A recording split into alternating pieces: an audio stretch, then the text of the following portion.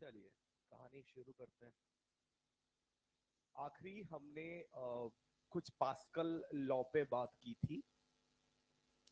Pascal law में हमने कुछ स्टेटमेंट ऐसा दिया था कि यदि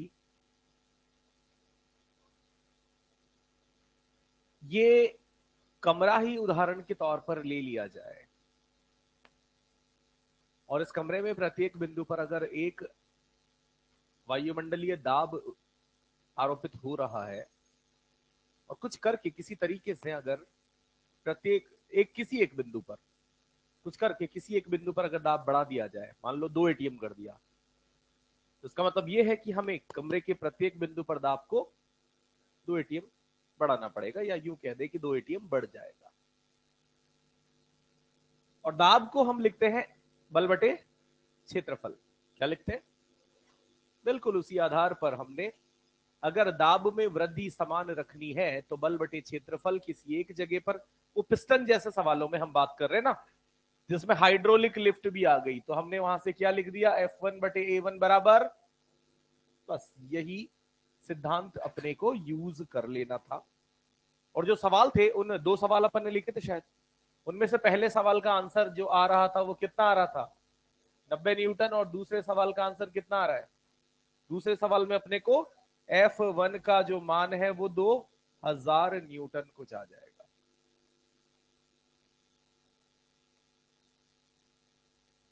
ये क्यों आया 90? इसका कारण कुछ ऐसा था कि हमने F1 लगाया कितना, 10 न्यूटन शायद, और जो क्षेत्रफल है पाई, उसकी त्रिज्या है 1 का स्क्वायर। F2 मुझे ज्ञात करना था बटे यहां पर पाई, और रेडियस जो थी वो 3 दे रखी थी। यहां से अपन पाई से पाई काट देंगे और ये उधर गुणा होकर 90 न्यूटन बन जाएगा। कौन? F2। यहां इस दूसरे वाले सवाल में अगर अपन गौर से देखें तो बल कुछ इस प्रकार से लगाया जा रहा है। दाब आरोपित करने के लिए हमें क्षेत्रफल के लंबावत वाला घटक F परपेंडिकुलर चाहिए होता है। तो अगर ये F1 है तो ये क्या हो जाएगा बेटा, F1 cos 60 बटे क्षेत्रफल कितना था ये 10 बराबर F2। मुझे कितनी भारी वस्तु उठानी है, 400 किलो की कार को उठाना है, जिस पर जब भार बल चाहिए होगा वो 4000, और बटे यहां पर कितना 40, 0 से 0, 4 से ये 100 बार कट जाएगा। और cos 60 का मान 1/2, तो F1 1/2 पलट किधर भेज देता हूं, तो 2 गुणा 1000, यानी ये आ गया 2000 न्यूटन।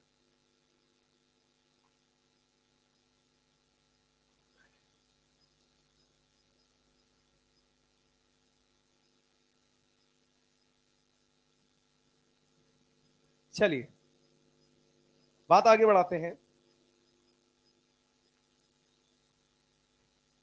हेडिंग लिख लो,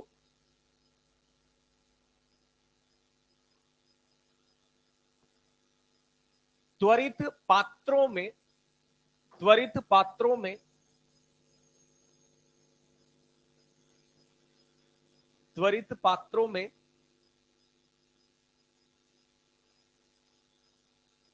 दाब परिवर्तन।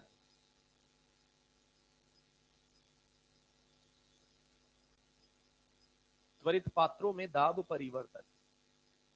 तो अभी यहां पर हम सबसे पहली जो बात कर रहे हैं बेटा, उसमें हम क्या कहते हैं कि मान लो ये एक पात्र है, थोड़ा ध्यान से सुनना, ये पात्र है और इस पात्र में हमने मान लिया कोई 2 बिंदु हैं, एक यहां पर A मान लिया गया, एक यहां B मान लिया गया। A और B की जो यहां पर दूरी है, या यूं कह दे कि B की A से जो गहराई है वो H है। और हम यहां पर बहुत सिंपल बात जानते हैं कि जब ये त्वरित यहां पर त्वरण 0 हो, यानी ये पात्र विस्थापित नहीं हो रहा हो, फिलहाल ये मान लेते स्थिर पात्र हो, उस परिस्थिति में हमने पीबी माइनस पीए, इस पीबी माइनस पीए को कुछ यूं भी समझिएगा कि हम हमेशा दाब में लिखते हैं अंतिम माइनस, क्या लिखते हैं, अंतिम माइनस। तो हमारा प्रारंभिक बिंदु कौन बना, ए, हमारा प्रारंभिक बिंदु कौन बना, और ए से अगर मुझे बी जाना है तो क्या मुझे नीचे विस्थापित होना पड़ेगा, ए से मुझे बी जाना है तो नीचे विस्थापित होना पड़ेगा। और ये क्या है, गुरुत्व की दिशा, और गुरुत्व की दिशा में चलने पर दाब में परिवर्तन धनात्मक आता है। कितना आएगा, ρg। पर अगर यही त्वरित लिफ्ट हो जाए, ऊपर या नीचे की ओर त्वरण अगर यहां पर दिखा दिया जाए, तो त्वरित पात्र में यही सेम दाब में परिवर्तन, बोले तो पीबी माइनस पी अगर लिखना हो तो कुछ और दिक्कत नहीं आती है, घनत्व वही रहता है, बस यहां क्या हो जाता है बेटा, जी इफेक्टिव इंटू एच या एच डैश। समझ रहे बात को?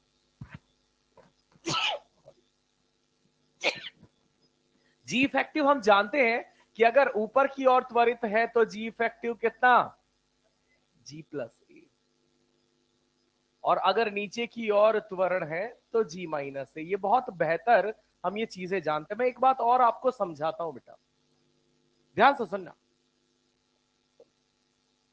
हम यहां पर g plus a g minus a यू सोचते हैं, कैसे सोचते हैं कि हम जानते हैं गुरुत्वीय बल तो हमेशा नीचे की ओर प्रत्येक उस द्रव के कण को आकर्षित कर रहा है, यानी उस mg में जी की दिशा किधर है, नीचे, पहली बात। फिर हम क्या सोचते हैं कि यदि ये पात्र ऊपर की ओर त्वरित है, पात्र का त्वरण किधर है बेटा, तो स्यूडो फोर्स किधर लगेगा प्रत्येक द्रव के कण पर, नीचे। इसीलिए गुरुत्वीय त्वरण भी नीचे, स्यूडो फोर्स के कारण आने वाला त्वरण भी नीचे, तो क्या हो गए, जुड़ गए।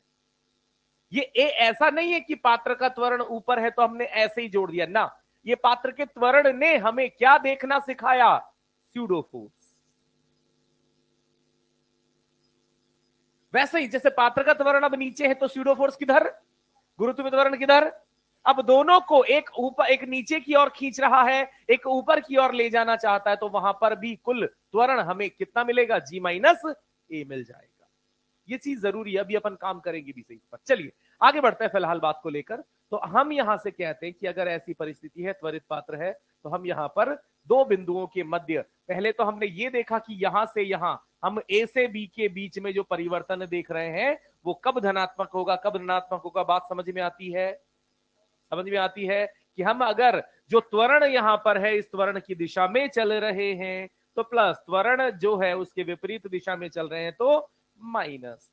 लिफ्ट त्वरित है तो जी इफेक्टिव ही काम में लिया जाएगा।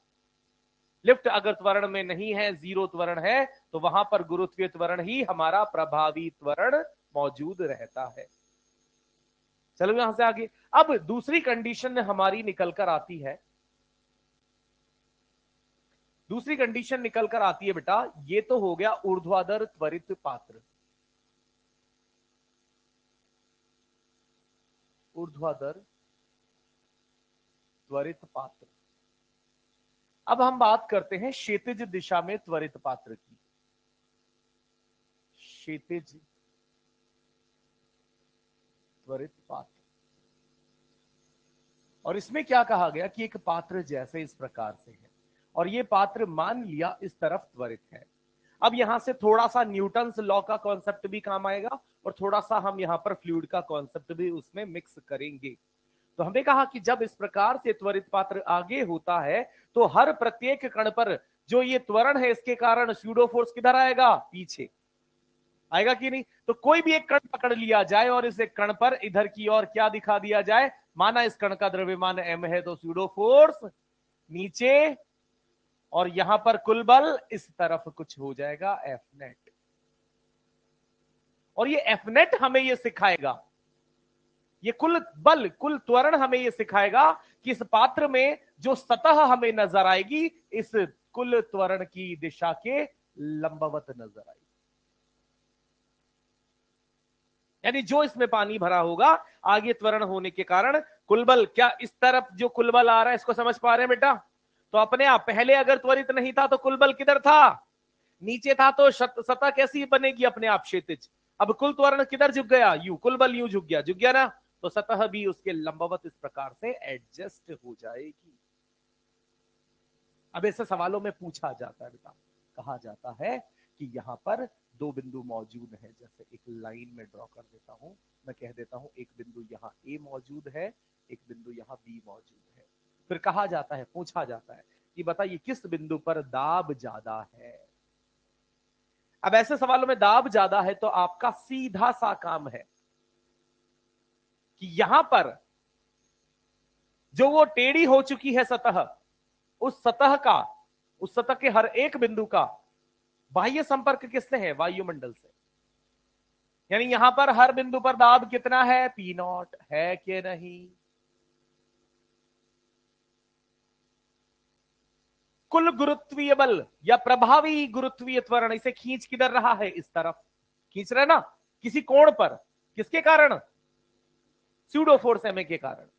तो अब यहां से सीधी सी बात आती है कि बताइए, इस सतह से चलना है, इस त्वरण की दिशा में चलना है, तो सतह से त्वरण की दिशा में यहां भी चला, सतह से त्वरण की दिशा में यहां भी चला।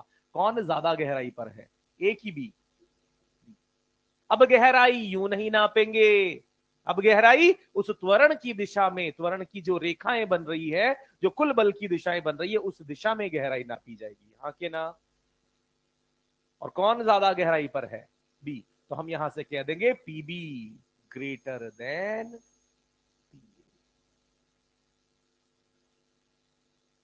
आई बात समझ?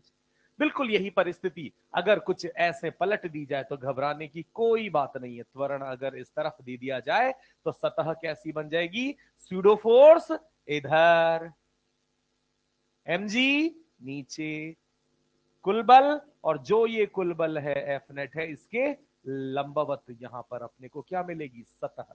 और इस सतह पर अगर हमें यहां पर कोई दो बिंदु ए और बी दिखा दिए जाएं, तो अब वापस से हमें क्या समझ में आता है? यहां से ज्यादा गहराई पर कौन है? बी। तो यहां पर पी बी ग्रेटर देन।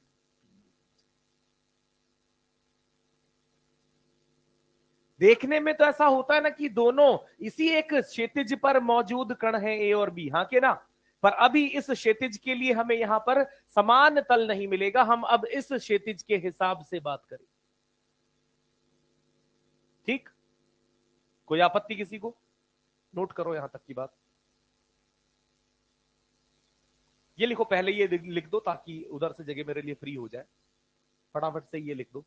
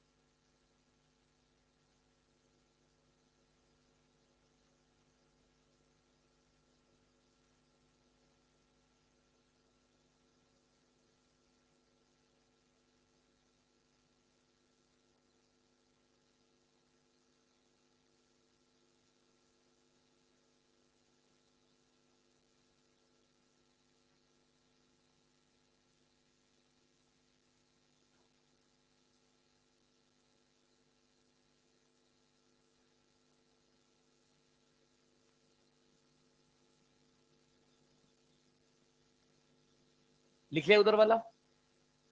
लिख लिया ना?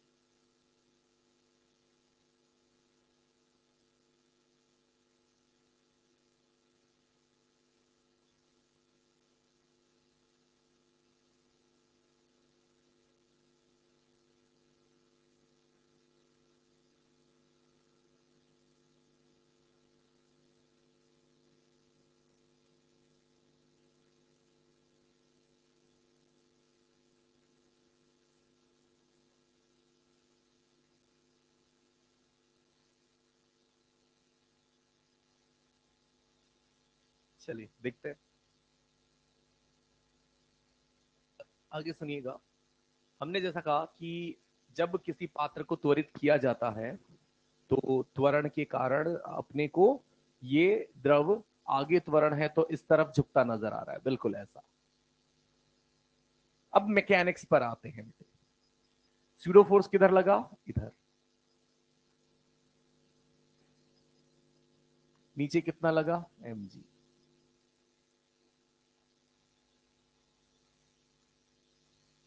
और शायद हमने यहां पर यह बात सीखी भी होगी कि जो टेन थीटा का मान यहां पर होगा वो क्या हो जाएगा? ए बाय जी। और बिल्कुल ज्योमेट्री से आ जाएगा, कोई दिक्कत नहीं। अपने पास त्वरण है, जी है, थीटा निकालना है। कुछ ऐसा भी सोच सकते हैं, ये थीटा है तो ये भी थीटा है, और ये थीटा, ये 90 माइनस थीटा तो ये वाला थीटा। और मुझे अगर अब ये कोण निकालना है, ये वाला कोण निकालना है, तो इस कोण के लिए ये तो बनेगा आधार और ये बनेगा लंब। तो हम यहां से लिख देंगे टेन थीटा बराबर लंब बटे आधार, और लंब की दिशा में कौन है? M A. आधार की दिशा में कौन है? M G. ये रहा ना, लंब की दिशा में एम ए, आधार की दिशा में एम जी। एम से एम कटा, टेन थीटा ए बाई जी। और साथ के साथ में लगे हाथ ज्यामिति का उपयोग कर लूं तो मैंने ए से बी की इस क्षैतिज वाली दूरी को किससे लिखा है? और यहां ए से इस बिंदु की ऊंचाई को, यानी इस त्रिभुज के लिए अगर ये थीटा है तो इसको किससे लिखा है? एच से। इसको कैसे लिखा है? एल से। तो टेन थीटा किसके भी बराबर है? एच बाय एल के बराबर है। तो अगर मुझे पात्र का त्वरण पता है तो मैं बेशक पात्र के त्वरण से और जी से क्या निकाल सकता हूं? Tan theta. तो अगर मैं उसके पैने की चौड़ाई जानता हूं तो मैं क्या बता सकता हूं? एच बता सकता हूं। सिंपल। जैसे एक सवाल के लिए बात कर लेते हैं। ये एक पात्र है, इस पात्र को इस तरफ जी बाय तीन त्वरण से त्वरित करा दिया है। ये यहां पर हमें सतह ऐसी होती नजर आ रही है। ये बिंदु यहां पर अपने को बोल दिया ए, ये बिंदु यहां पर बोल दिया बी, और यहां पर कह दिया कि पात्र की ये चौड़ाई कितनी है? 6 मीटर। तो पूछा गया कि ये ए, ये वाली ऊंचाई एच कितनी होगी? तो क्या कर देंगे बेटे? सिंपल काम यहां पर क्या है? टेन थीटा, इस कोण को क्या लिख दूं? तो टेन थीटा मैकेनिक्स से, न्यूटन लॉ से किसके बराबर है? और त्वरण उसका पात्र का कितना है? तो जी बाई तीन से जी कट जाएगा, कितना आ जाएगा? और टेन थीटा ही क्या लिखा जाएगा? एच बटे। और जहां पर आपको क्या ज्ञात करना है? और एल कितना है? 6। तो 1/3 गुणा 6 कितना आ जाएगा? 2 मीटर।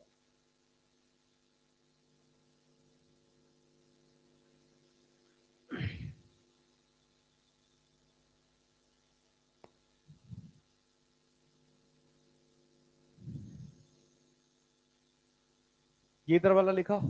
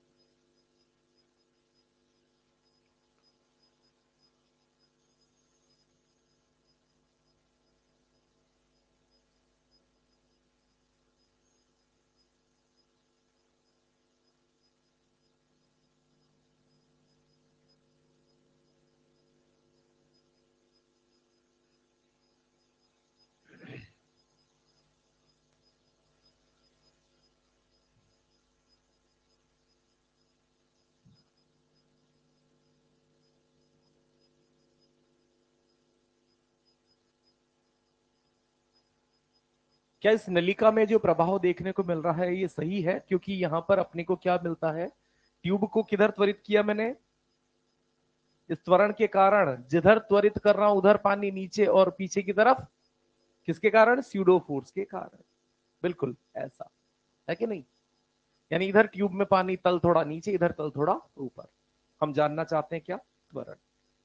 त्वरण जानने के लिए हमने किसका उपयोग किया बेटा, त्रिभुज का। किसका उपयोग किया, त्रिभुज। तो यहां पर भी अगर आप त्रिभुज बनाएंगे तो आपको समझ में आएगा कि इस त्रिभुज का उपयोग किया जाना होगा, हाँ के ना? इस त्रिभुज का आधार कितना नजर आ रहा है, ऊंचाई, अरे आ रही है कि नहीं? तो क्या यहां से, बोलो क्या आएगा थीटा, अरे बोलो मुर्गों, और मुर्गियों भी बोलो जल्दी। टेन थीटा बराबर 2l/4l बराबर 1/, और यही टेन थीटा किसके बराबर भी होता है, a/g। तो हम यहां से टेन थीटा का जो मान त्रिभुज के आधार पर ज्ञात कर चुके हैं उससे त्वरण निकाल लेंगे, 1/2 के बराबर a बराबर g/2।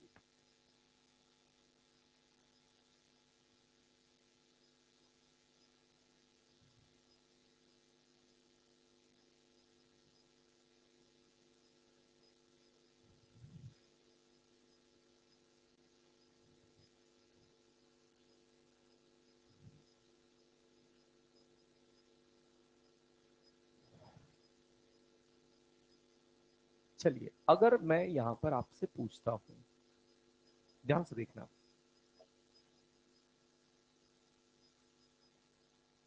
इस सवाल में है ना थोड़ी बहुत जगह आपके पास, सीख लेते हैं, ध्यान से सुनना। अगर मैं आपसे पूछता हूं कि इस बिंदु ए और इस बिंदु बी में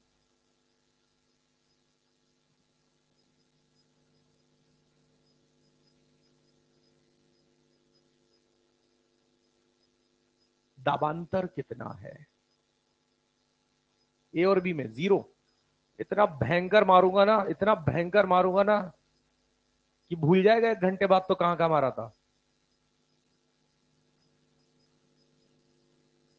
यहां देख, बिंदु ए और बिंदु बी की हम बात कर रहे हैं, बहुत बढ़िया सा तरीका है। सब लोग बेटा, अरे दीदी प्लीज, बिंदु ए और बिंदु बी की हम बात करें, दाबांतर की हम बात कर रहे हैं। यहां पर त्वरण को पहले गौर से समझ ले तो आपको समझ आएगा कि यहां पर पात्र का त्वरण आगे है, पर मुझे पात्र के त्वरण से मतलब नहीं है। मुझे मतलब है कि किसी भी बिंदु पर एक तो स्यूडो फोर्स के कारण पीछे क्या लग रहा है, और गुरुत्व के कारण, यानी मैं कहूं तो जी का त्वरण किधर देखूंगा और ए का त्वरण किधर देखूंगा, किसी भी बिंदु पर पात्र के अंदर बैठकर देख रहा हूं मैं। पात्र के अंदर बैठकर देखने पर मुझे इस पात्र का त्वरण नजर, मुझे क्या नजर आएगा, स्यूडो फोर्स नजर आएगा। ठीक है बेटा, अब हम यहां पर क्या करते हैं कि मुझे यह बताना है कि पीबी माइनस पीए कितना है। तो मैं हमेशा अंतिम माइनस, अंतिम माइनस, यानी मैं चलना शुरू कहां से करूंगा, ए से, प्रारंभ से, ए से कहां तक, बी तक। तो ए से बी तक के लिए मैंने एक विस्थापन सदिश बना दिया। ए से बी तक मैंने क्या बना दिया बेटा, विस्थापन सदिश बना दिया, और उस विस्थापन का परिमाण कितना है, 6 मीटर। पहला काम। अब अपना सेकंड काम आता है ना, कोई बहुत बड़ा काम नहीं, इतना समय नहीं लगेगा, समझा रहा हूं इसलिए थोड़ा सा आराम से। ए से बी जाने में मुझे दिशा, दिशा स्पष्ट पता होनी चाहिए कि मैं हमेशा जब यहां दाबांतर की बात करता हूं तो क्या लिखता हूं बेटा, अंतिम माइनस, यानी मेरा प्रारंभ, मुझे जो दाब के लिए चलना है उसका प्रारंभिक बिंदु कौन रहेगा, ए से शुरू होकर बी तक मुझे चलना पड़ेगा, और ए से शुरू होगा तो ए पर क्या बनेगी उस सदिश की, टेल, और बी पर क्या बना सदिश का, हेड, और हेड टू टेल ही उस सदिश की दिशा स्पष्टतया समझ में आती है। अब यहां पर अपने को समझ आता है कि प्रत्येक बिंदु पर दो प्रकार के त्वरण मुझे नजर आ रहे हैं, एक स्यूडो फोर्स के कारण ए इधर और गुरुत्व के कारण जी नीचे। अब देखो, जब आप ए से बी जा रहे हैं तो क्या गुरुत्व की दिशा से लंबवत है? तो क्या यहां पर जी डॉट एस जीरो हो जाएगा? जी डॉट एस जीरो तो गुरुत्व के कारण कोई दाब में परिवर्तन नहीं होगा। दूसरी बात, क्या यहां पर एक और त्वरण मौजूद है?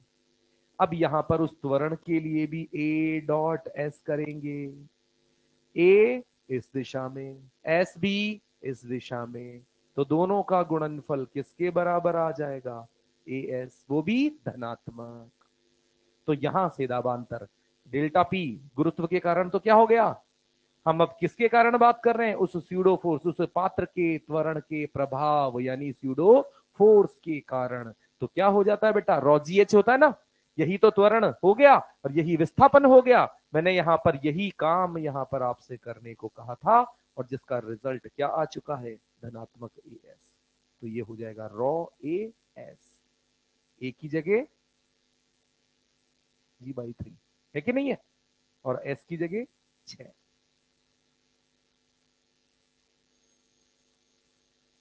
तो सही है ना? तो हमें बहुत आसानी से कंफर्टेबली पता लगी चीजें। हम एक आध सवाल और बढ़िया सा करते हैं। आप चाहे पहले ये लिख लें पूरा पूरा।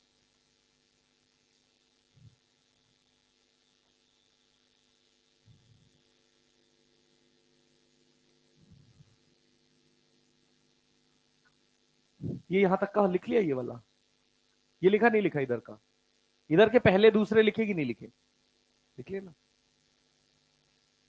लिख लो फिर, जल्दी लिखो।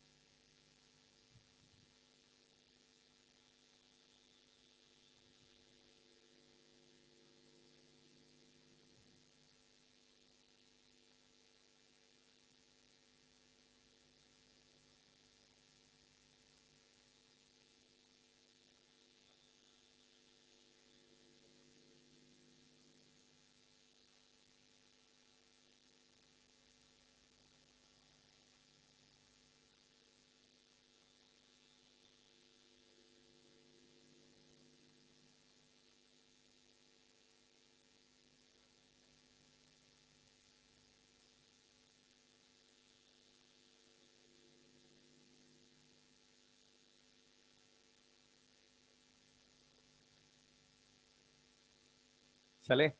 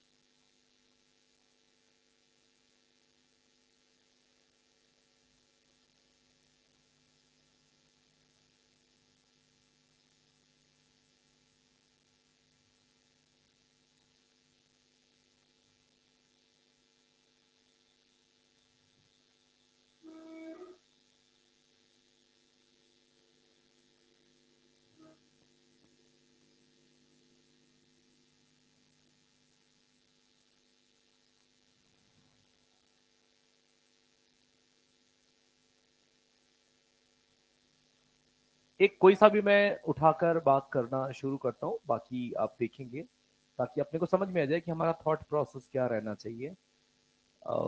अपन उठा लेते हैं थर्ड वाला, है ना।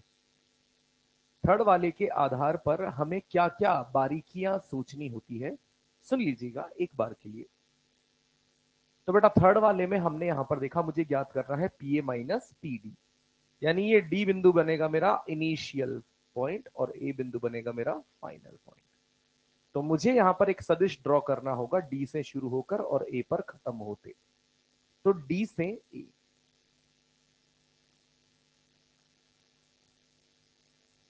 हाँ। अब डी से ए जो यहां पर हमारा विस्थापन है, इस विस्थापन के साथ साथ मुझे डॉट प्रोडक्ट के लिए क्या भी चाहिए, त्वरण। त्वरण, है ना। तो त्वरण के लिए हम यहां पर बना देते हैं कि त्वरण जो यहां पर है वो त्वरण एक तो किसी भी बिंदु पर देखेंगे तो एक किधर है, और एक स्यूडो फोर्स के कारण।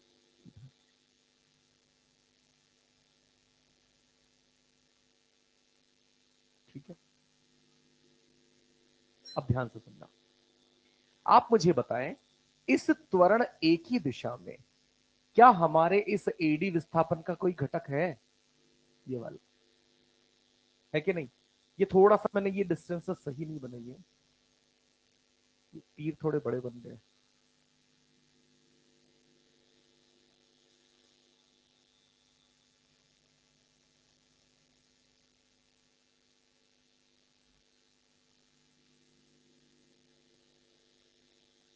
तीर सिर्फ यहां तक रहेंगे।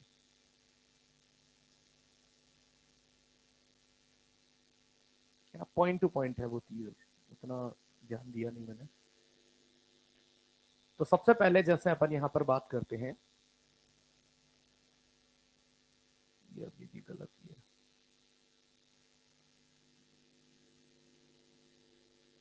ओके, हाँ।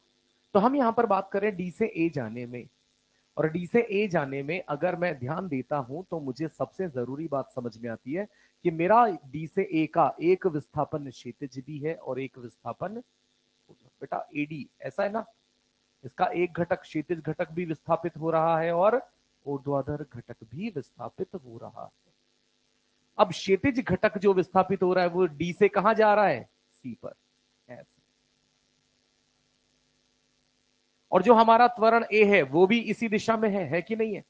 ये हो गया हमारा डी से सी विस्थापन और ये हो गया हमारा त्वरण। तो इसके कारण, इस त्वरण के कारण जो दाबांतर आएगा वो कैसा आएगा, आएगा। और कितना आएगा, रॉ ए इंटू सी डी,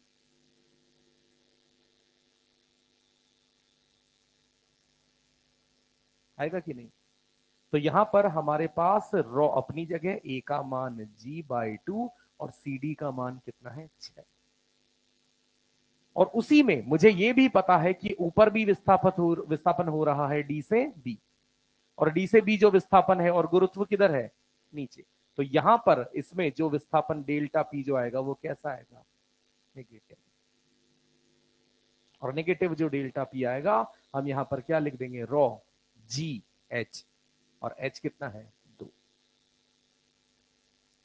अब ये वैल्यू सॉल्व कर लो एक बार, तो कितना आ जाएगा ये, 30 रॉ प्लस में नहीं, अगर मैं 3 बार काट दूं, जी को 10 रख दूं तो 30 रॉ, और यहां पर कितना आ जाएगा बेटा,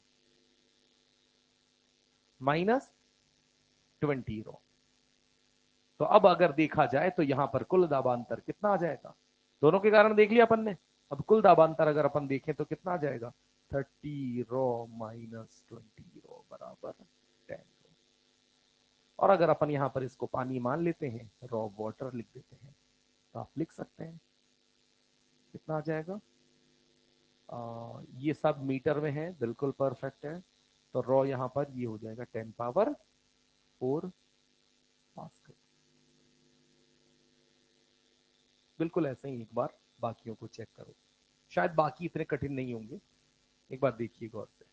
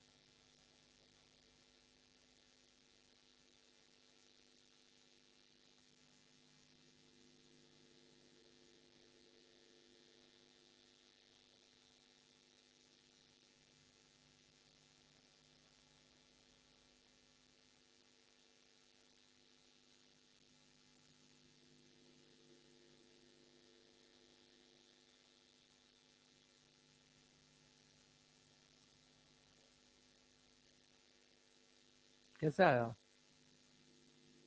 बेटा? सी से बी जा रहे हैं ना, सॉरी डी से बी। तो आपका विस्थापन किधर है? डी से बी के लिए। और गुरुत्व किधर है? तो जो गुरुत्वीय बल के कारण दाबांतर होगा वो कैसा होगा? ऋणात्मक। तो गुरुत्व की दिशा में जाने पे प्लस, गुरुत्व के विपरीत जाने पे माइनस। तो जब हम यहां से इस दिशा में जा रहे हैं तो हमारा ये घटक हमें गुरुत्व के विपरीत ले जा रहा है कि गुरुत्व की दिशा में विपरीत, और गुरुत्व के विपरीत ले जा रहा है, इसीलिए यहाँ क्या आएगा? माइनस। ये इधर इधर वाला जो घटक है ये हमें त्वरण एक ही दिशा में ले जा रहा है या विपरीत? एक ही दिशा में, इसलिए ये कैसा है? प्लस है। ये है क्या भाई?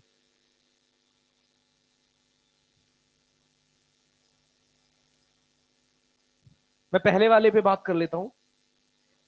पहला वाला हमारे पास है P A minus P C, यानी मुझे सी से शुरू करके ए तक जाना है। तो मैंने सी से शुरू किया और ए तक जाना यहां पर दिखाया। सी से ए जाने में मेरा जो विस्थापन सदिश है वो सिर्फ और सिर्फ किधर आया? ऊपर। तो इस त्वरण ए का, ये जो त्वरण ए है ना, ये तो विस्थापन के क्या हो गया? लंबवत। इस त्वरण के कारण कोई प्रभाव? फिर किसके कारण देखूंगा? गुरुत्व के कारण। और गुरुत्व के ये क्या है? विपरीत। और गुरुत्व के विपरीत है तो क्या हो जाएगा? माइनस रॉ जी। दिशा में विस्थापन का परिमाण कितना है? 2। सारे मान रख दूंगा तो कितना आ जाएगा? रॉ 10⁻³ तो माइनस 2 × 10⁻⁴। अरे नहीं होगा पास्कल।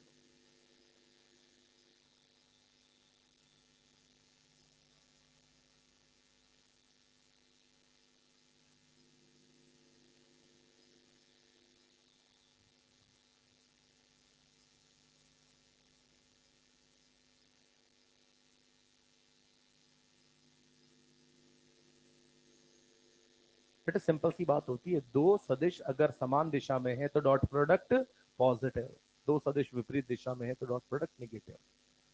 पॉजिटिव बताता है कि परिवर्तन धनात्मक है, नेगेटिव बताता है परिवर्तन ऋणात्मक है।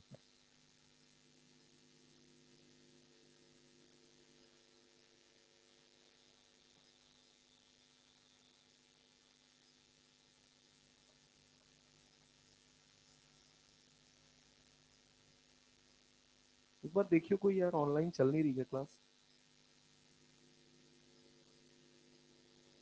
ऐसा नहीं चल रही यार। ठीक है। हाँ बेटा, P A minus P B minus की प्लस, प्लस कितना? रॉ ए और 6। कैसे देखेंगे? मुझे यहां से बी से ए जाना है, अंतिम से प्रारंभिक, सॉरी प्रारंभिक से अंतिम। और बी से ए जाने में मैंने जो विस्थापन सदिश बनाना चाहा वो विस्थापन सदिश मेरा ये बना। ये विस्थापन सदिश गुरुत्व के तो क्या है? लंबवत है, इसलिए गुरुत्व के कारण दाबांतर नहीं आएगा, पर जो स्यूडो फोर्स है उस स्यूडो फोर्स के समांतर है। तो हम यहां पर स्यूडो फोर्स के समांतर होने के कारण क्या लिखे?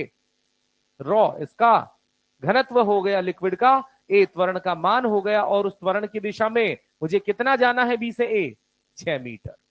तो यहां से सारे मान रख दूंगा। ए का वैल्यू G/2, 2 से ये 3 बार कटा तो ये कितना आ जाएगा? 3 × 10⁴ पास्कल।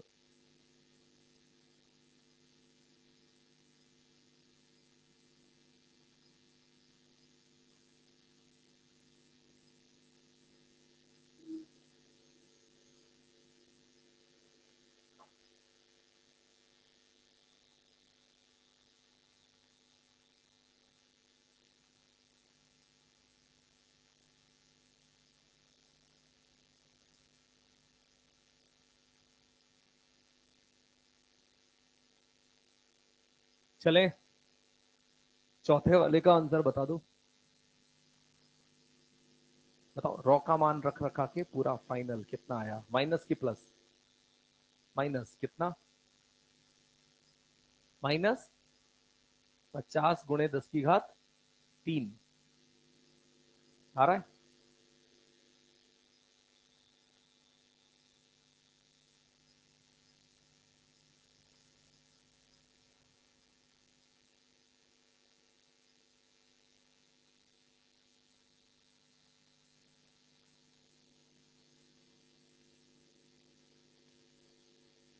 किन दो बिंदुओं के बीच में दाबांतर ज्ञात करना है? चौथे में बी और सी। तो एक बार मैं वापस से इधर पात्र बना लेता हूं। पात्र में मैं यहां पर बी और सी, और मेरा प्रारंभिक कौन बनेगा? सी। सी से कहां जाऊंगा? बी पर। तो ये रहा सी और ये रहा बी, ऐसे। इसका एक विस्थापन ये नजर आएगा कितना? 6। एक विस्थापन ये नजर आएगा कितना? 2। तो माइनस आएगा ना यार? आप प्लस बोले क्या? माइनस, ठीक है दोनों, क्योंकि अब देखो जब अपन सी से बी जा रहे हैं, ये विस्थापन का घटक, तो जो त्वरण नजर आ रहा है इसकी क्या है? विपरीत। तो इस वाले घटक के लिए डेल्टा पी क्या हो जाएगा? माइनस रॉ ए 6। इस वाले घटक के लिए ये भी क्या है? जी के विपरीत। तो यहां पर गुरुत्व के कारण भी डेल्टा पी हो जाएगा माइनस रॉ जी 2। ए का मान जी बटे 2, तो जी बटे 2 कट के 3, तो 3 0, और यहां माइनस का 2 0। तो कुल डेल्टा पी जो यहां पर हो जाएगा, यानी P B minus P C बराबर डेल्टा पी नेट माइनस का 5 जी रॉ। वैल्यूज सारी अगर अपन रख देंगे तो माइनस का 5 गुणा 10 की घात 4 पास।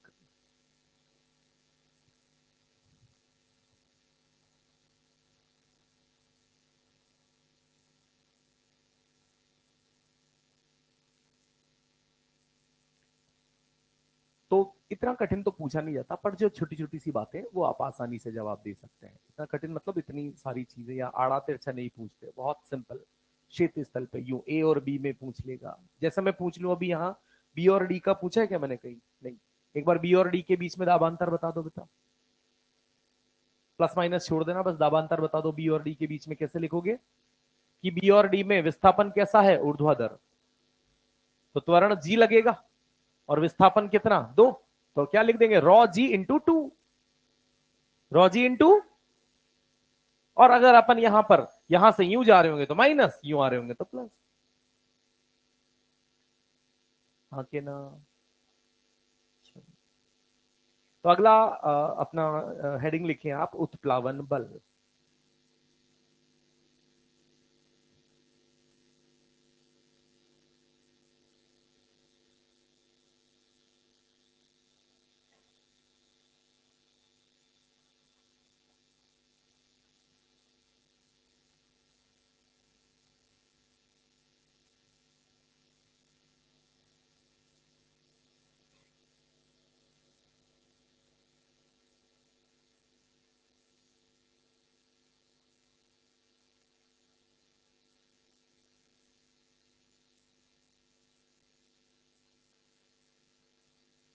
इंग्लिश में से बोलते हैं बॉयंसी फोर्स।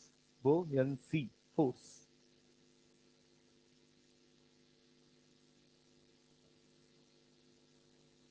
अब सीधी सीधी सी बातें यहां पर कैसे आती है? उत्प्लावन बल होता क्या है?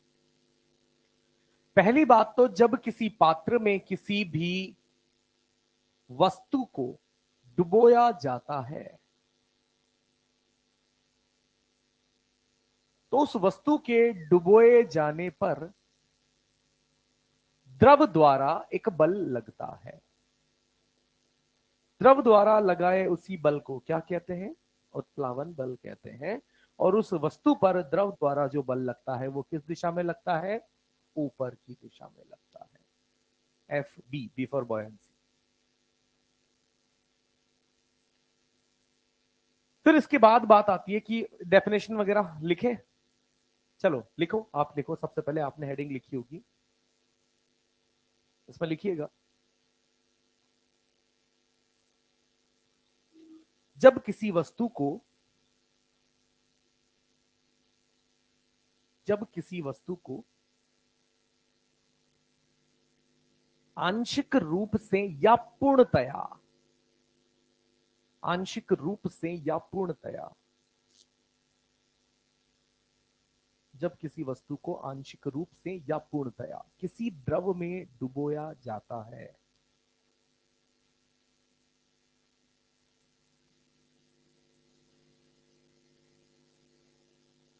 किसी द्रव में डुबोया जाता है तो द्रव द्वारा वस्तु पर ऊपर की ओर लगाया गया बल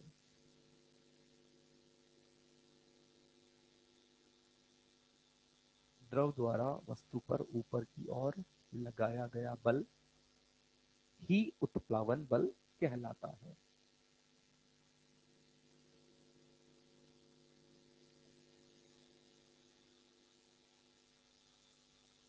बेटा सीधी सी बात, एक छोटा सा मैं आपसे एक सवाल पूछता हूं, थोड़ा सा दिमाग लगाना, थोड़ा जरूर लगाना, है ना, पता भी लग जाएगा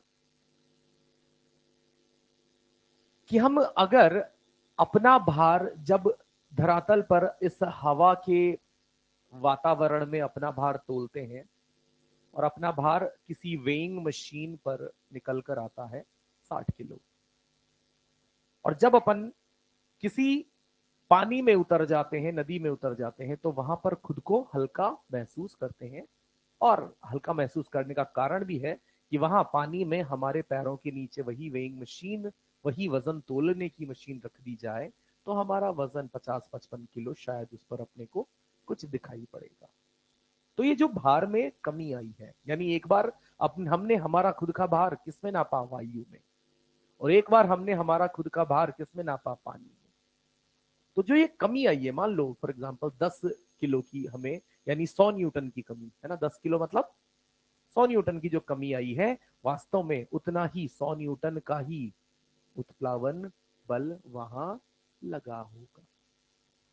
पहले मुझे इस बात के साथ सहमति बताइए कि ये जो मैंने कहा है ये 100% सहमत है, क्योंकि आगे काम भी आएंगे बेटा, जब हम रिलेटिव डेंसिटी वगैरह की बातें करेंगे ना, वस्तुओं की, द्रवों की, तो ये चीज काम आती है कि वास्तव में उत्प्लावन बल उतना लगा है, उतना लग रहा होगा, या उतना द्रव द्वारा लगा दिया जाता है जितना हम अपने भार में कमी महसूस करते हैं। कब कब, किन दो परिस्थितियों में, हवा में हमारा वजन तोलने वाली परिस्थिति में और पानी के अंदर हमारा वजन तोलने वाली परिस्थिति में जो कमी हम महसूस करते हैं, वही कमी आखिर किसके द्वारा वहां पर लगा दी जाती है, उत्प्लावन बल द्वारा लगा दी जाती है। इसी के कारण हमें वो कमी महसूस होती है और हमेशा हम हल्का महसूस करते हैं, क्योंकि उत्प्लावन बल हमेशा उस वस्तु पर, सही बात। ये चीज नापी किसने, तो इसके नापने के लिए आपने नाम सुना होगा, किसने ये एक्सपेरिमेंट करके किसने महसूस किया इस चीज को, आर्किमिडीज ने। तो अपन लिखेंगे इसके नीचे आर्किमिडीज का सिद्धांत, आर्किमिडीज का सिद्धांत।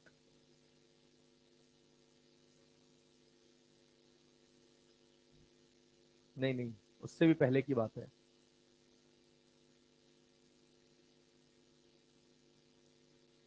आर्किमिडीज का सिद्धांत, और इस सिद्धांत का सिंपल सा काम यहां पर क्या है कि लगाया गया उत्प्लावन बल, लिख लो बिल्कुल ऐसे ही लिख लो, लगाया गया उत्प्लावन बल, जिसको ब्रैकेट में एफ बी से लिख लेना, लगाया गया उत्प्लावन बल आर्किमिडीज, आर्किमिडीज लिख लिया भाई, आर्किमिडीज, क्या नहीं, अभी वो हेडिंग लिख रहा है इसलिए बोल रहा हूं, आर्किमिडीज का सिद्धांत। इसमें हमने क्या बोला, लगाया गया उत्प्लावन बल, लगाया गया उत्प्लावन बल वस्तु द्वारा, वस्तु द्वारा विस्थापित, वस्तु द्वारा विस्थापित द्रव के, वस्तु द्वारा विस्थापित द्रव के भार के बराबर होता है, वस्तु द्वारा विस्थापित द्रव के भार के बराबर होता है। तो देखिएगा हम किस प्रकार से बात करना चाहते हैं कि एक सिंपल उदाहरण लेते हैं और हम कहते हैं कि ये जो है लिक्विड, इसकी डेंसिटी है रॉ एल, ये जो वस्तु है इसकी डेंसिटी है रॉ नॉट। ये जो वस्तु है इसका आयतन है v। और हम यहां पर बात करना चाहते हैं कि इस वस्तु पर कितना गुरुत्वीय बल लगेगा। तो अगर मैं गुरुत्वीय बल एफ बी लिखता हूं तो मैंने क्या कहा, वस्तु द्वारा विस्थापित द्रव का भार।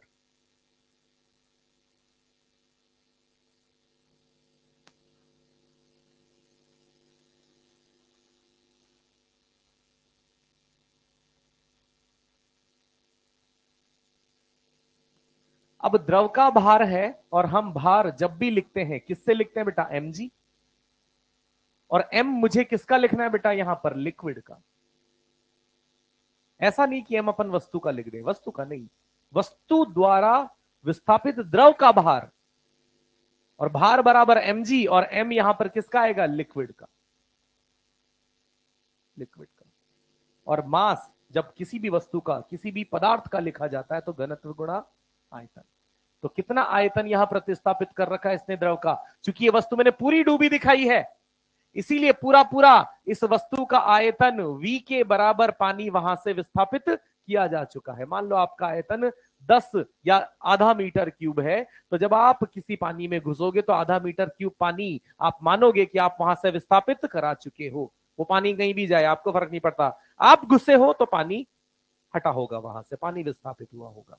तो आप घुस गए यहां v आयतन लेकर, तो जो लिक्विड हटा वो v आयतन का हटा, घनत्व लिक्विड का, और इनटू जी। सही बात। तो मैं यहां पर लिख देता हूं फिलहाल वी इन। वी इन मतलब जितना उस वस्तु का आयतन पानी में अंदर प्रवेश कर चुका है, वी इन। और फिलहाल हमें पता है कि इस परिस्थिति में जो दिख रखा है उसमें वी इन किसके बराबर है, वस्तु के कुल आयतन v के बराबर है। ये बात, अरे हाँ भैया। जैसे यहां पर हम बात कर लेते हैं कि ये वस्तु कुछ इस प्रकार से, कुछ ऐसी भी परिस्थितियां अपने को देखने को मिलेगी।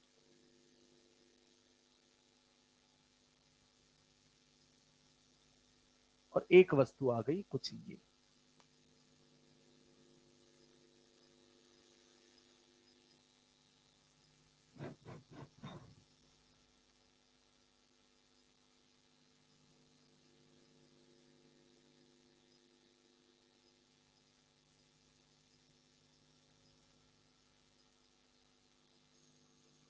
ये हमने एक लिक्विड तो भर दिया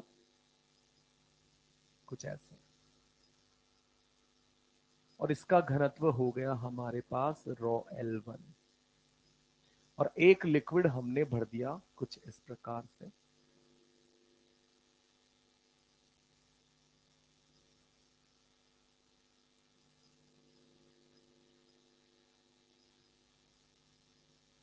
और इसका घनत्व यहां हो गया 2। और ये वस्तु है जिसका कुछ कुल आयतन इसका कितना है v, जिसमें से यहां पर v1 किस में है, पहले वाले में, और v2 किस में है, दूसरे वाले। अब अपन यहां पर क्या पाएंगे, हम देखेंगे कि चूंकि नियम वही है, चीजें वही है, कि जब वस्तु किसी लिक्विड में डूबती है तो इस नियम से हम क्या कहते हैं कि इस वस्तु ने, जो ये कुल वस्तु यहां पर दिखाई गई है,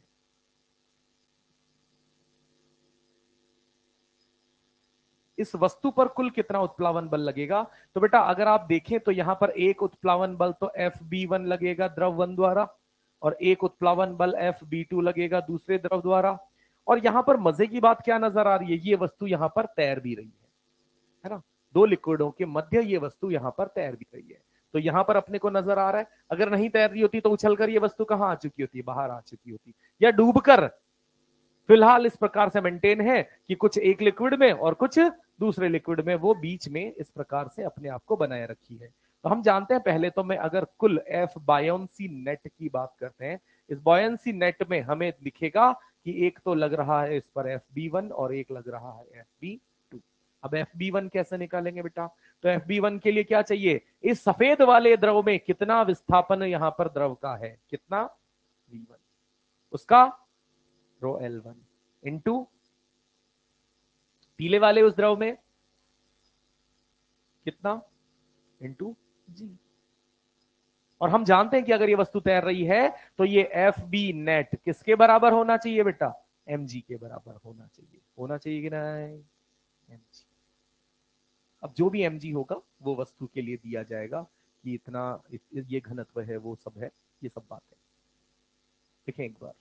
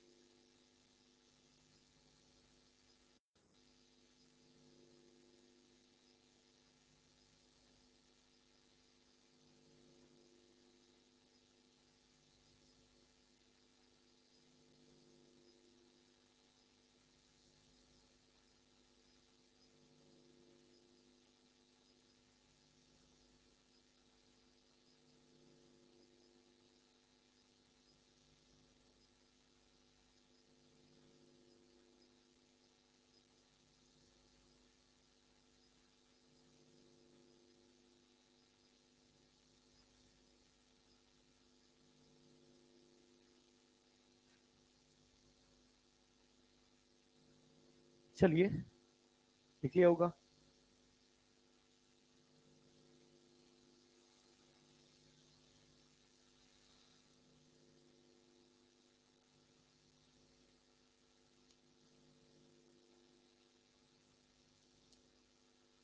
यहां पर हम 3 संभावनाओं की बात कर रहे हैं।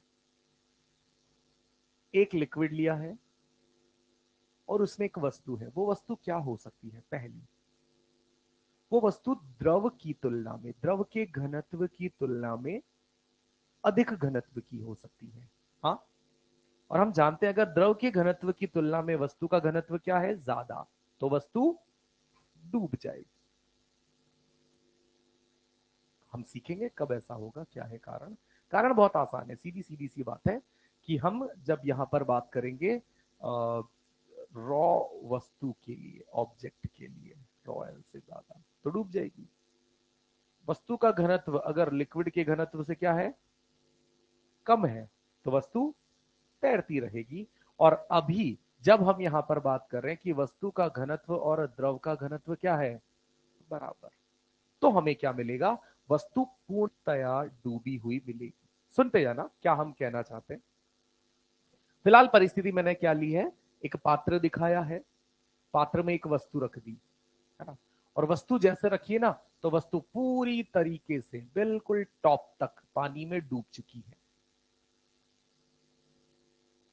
ठीक है, अब मैं अगर यहां पर पूछूं, मैंने कहा कि इस वस्तु का घनत्व कितना है? रॉ नॉट, पानी का जो भी लिक्विड है उसका घनत्व रॉ एल। तो मैं सबसे पहले यहां पर पूछता हूं कि इस वस्तु पर उत्प्लावन बल कितना होगा। तो इस वस्तु पर उत्प्लावन बल कितना होगा? तो यहां पर लिक्विड का यहां से घनत्व लिखा जाएगा, क्योंकि विस्थापित द्रव का भार होता है, तो लिक्विड की ही यहां पर डेंसिटी लिखी जाएगी।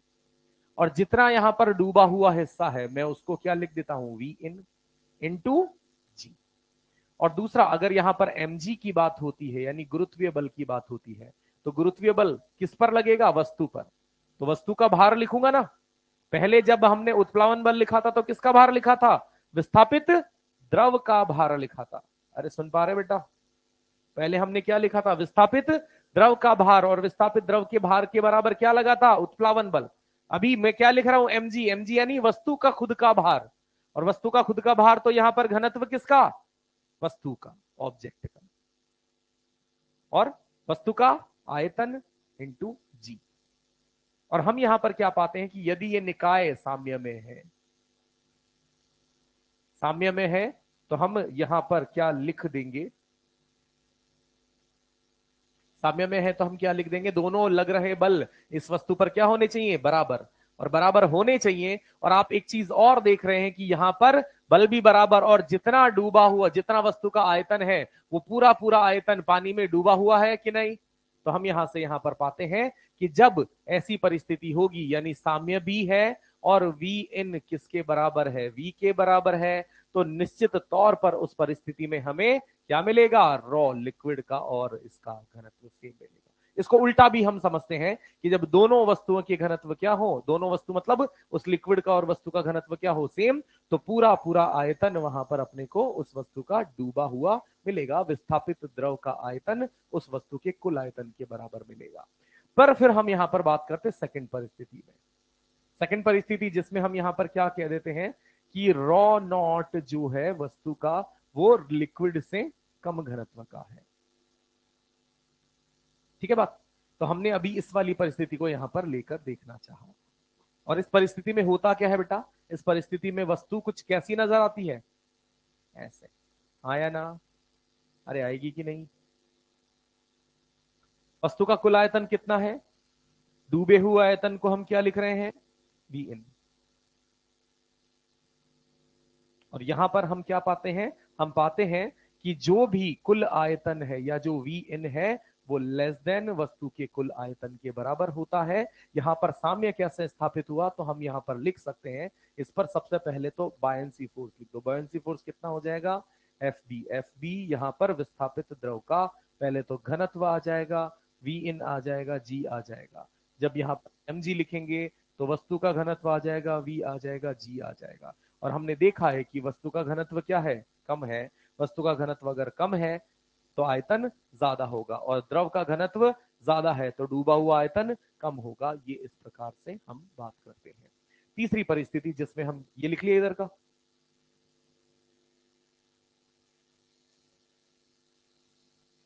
तीसरी परिस्थिति जैसे थर्ड नंबर, और इसमें हमने यहां पर क्या देखा कि अगर रॉ नॉट भारी है, ज्यादा है रॉ एल से, तो इस वस्तु पर हम यहां पर लग रहे कुल बल की बात करते हैं।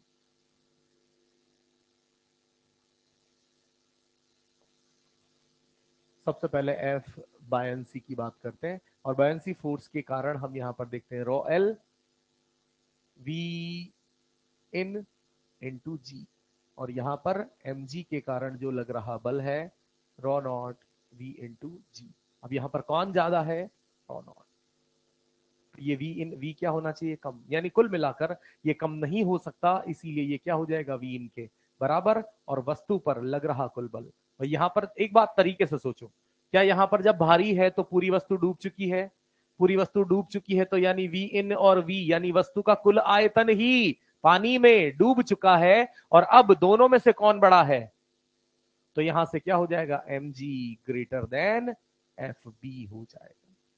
फिर से सोचिएगा, यहां क्या हम यहां पर इस वस्तु का घनत्व ज्यादा ले चुके हैं, ज्यादा वस्तु का घनत्व है तो वस्तु पानी में अंदर प्रवेश कर जाएगी पूरी पूरी। जैसे प्रवेश कर जाएगी तो वस्तु का जितना आयतन है और विस्थापित द्रव का आयतन क्या हो जाएगा, बराबर। और वस्तु का आयतन विस्थापित द्रव का आयतन बराबर, जी और जी बराबर, और घनत्वों में कौन ज्यादा, रॉ नॉट, किससे, रॉ एल से। यानी कुल मिलाकर कौन ज्यादा प्रभावी बल होगा, एम जी प्रभावी बल हो जाएगा यहां पर।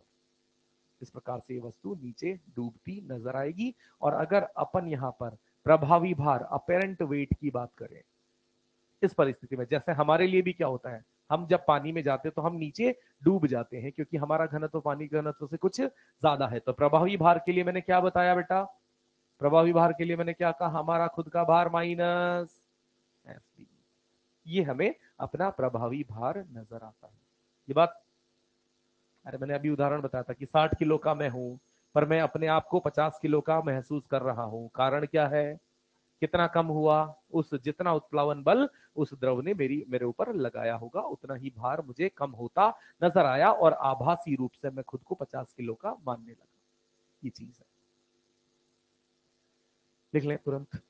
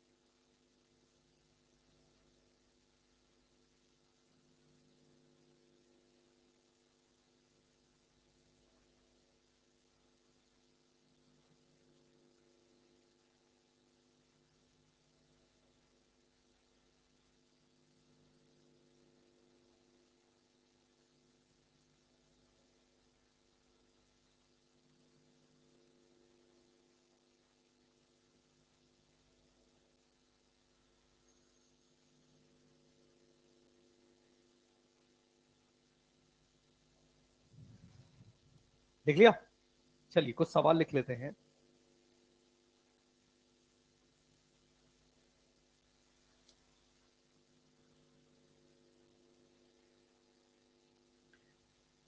लिखिएगा पहला सवाल।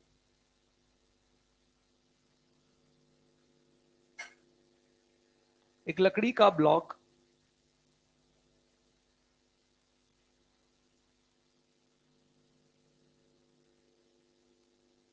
पानी की सतह पर इस प्रकार से तैरता है।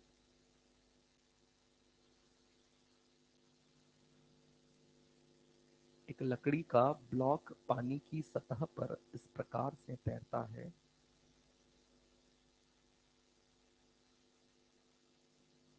कि इसके आयतन का कि इसके आयतन का कि इसके आयतन का 3/5 भाग पानी से बाहर है। 3/5 भाग पानी से बाहर है। तो लकड़ी का घनत्व ज्ञात करें।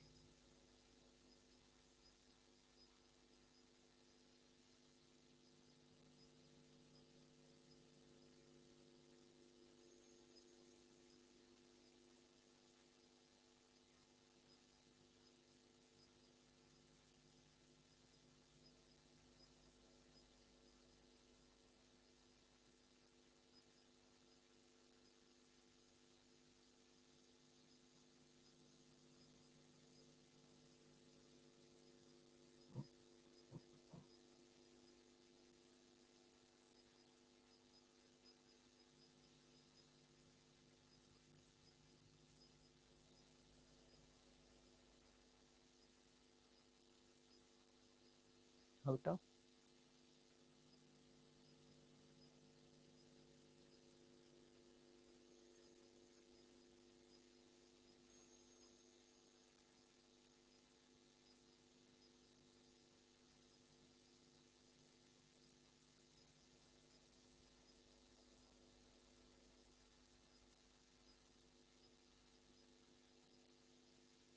वो बटे 3।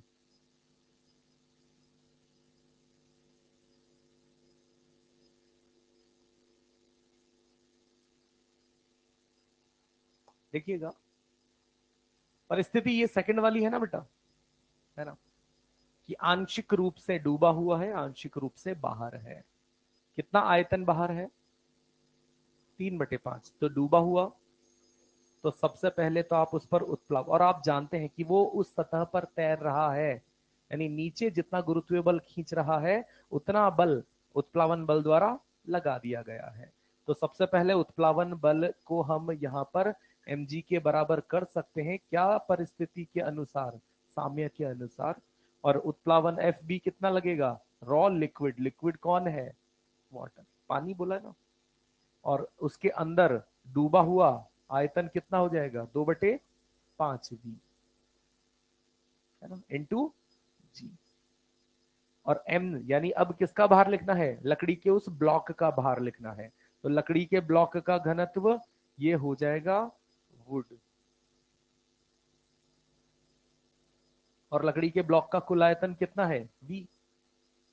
v पूरा पूरा आयतन v है बेटा, v में से 2/5 डूबा हुआ है, तो विस्थापित तो यहाँ पर 2/5 भी लिखा है, इंटू जी। काट दो जो कट रहा है। तो यहां से रॉ वुड कितना आ जाएगा? 2/5 रॉ वाटर, और रॉ वाटर 10⁻3। तो ये आ जाएगा लगभग 10⁻3, 5, 400 आ जाएगा केजी पर मीटर क्यूब।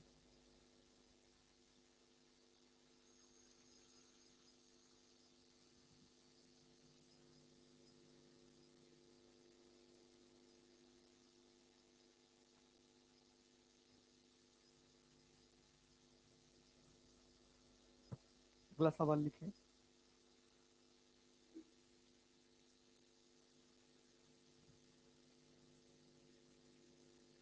लिखिएगा।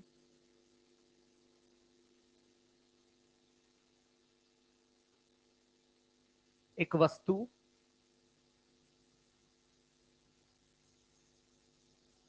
कॉमा V0 आयतन व D0 घनत्व, D0 घनत्व। फिर कॉमा लगा के आगे लिखना।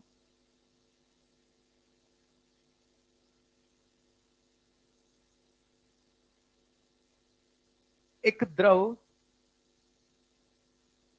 जिसका घनत्व d है, एक द्रव जिसका घनत्व d है पर तैर रही है, पर तैर रही है।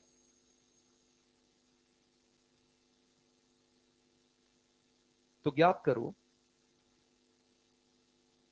वस्तु का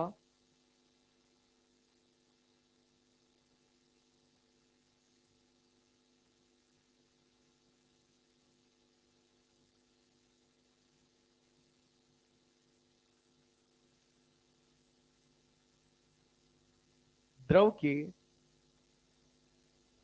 बाहर आयतन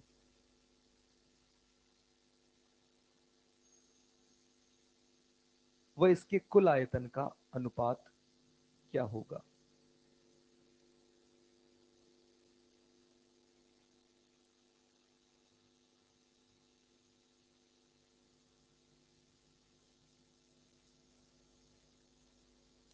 भाई कुछ कुछ डूबा हुआ है, कुछ कुछ बाहर है, तो कुछ जितना बाहर है बटे वस्तु का कुल आयतन अपने को बताना है।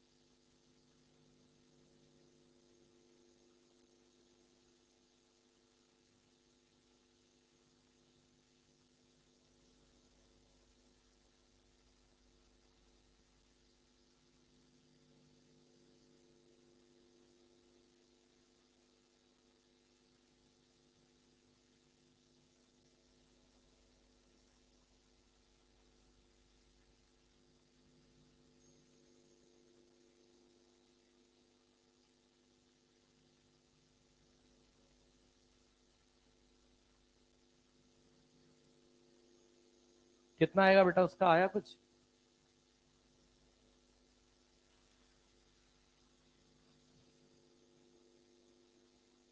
चलो ये छोड़ो, फिर एक तो ये लिख लेना, ये सवाल करना घर पे। और आंसर है d-d-डी है ना। क्योंकि अपने को क्या बोल दिया है कि एक वस्तु है जो यहां पर तैर रही ऊपर इस प्रकार से, यही बात कर लेते हैं।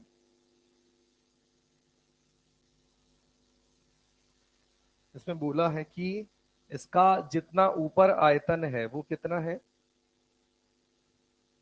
लिक्विड की डेंसिटी डी दे रखी है, वस्तु की डेंसिटी डी नॉट दे रखी है, वस्तु का कुल आयतन वी नॉट दे रखा है, और अब अपने को बताना है कितना अनुपात, किस किस का बताना है बेटा, जितना बाहर है और टोटल का। अब कितना बाहर है इसके लिए तो पहले डूबा हुआ आयतन निकालना पड़ेगा ना। तो हम यहां पर क्या जानते हैं कि अगर ये तैर रहा है तो एम जी बराबर एफ बी।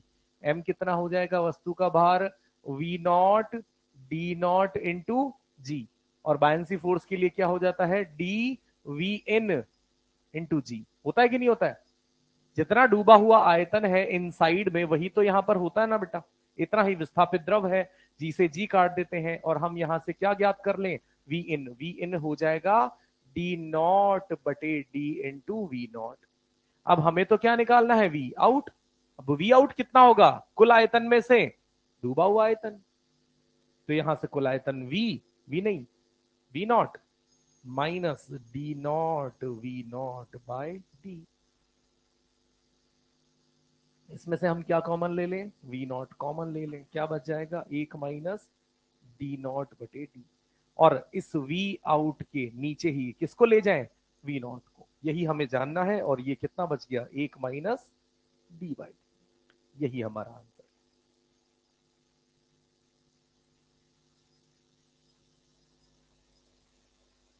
ठीक है, ये क्वेश्चन है, घर पे देख लेना, होमवर्क है आपका। ईएलपी आपको मिल जाएगी अभी 11 बजे तक। तो ELP number 1, ELP number 2, module में कुछ दिया था मैंने, एक्सरसाइज 13, एक्सरसाइज 1 में, एक्सरसाइज 1 में क्वेश्चन नंबर 13 तक, और कंसेप्ट बिल्डर 1। एक बार और मॉड्यूल दिखा दे तो मैं थोड़ा और आगे तक का जो भी बन सकता है, क्योंकि 2 दिन है आपके पास, खून तो पी लेते हैं आपका थोड़ा बहुत। क्या बेटा, नहीं पता यार बेटा, छुट्टी का नहीं पता, मैं नहीं आ रहा ना इसलिए।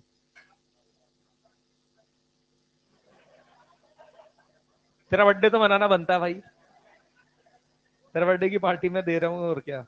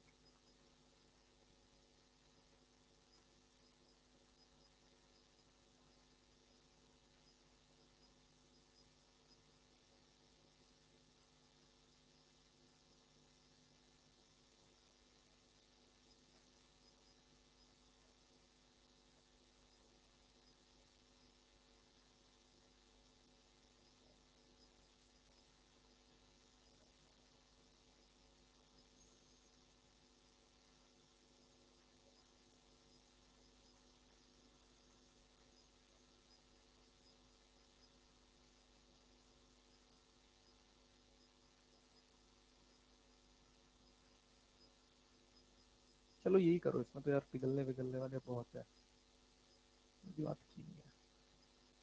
Thank you.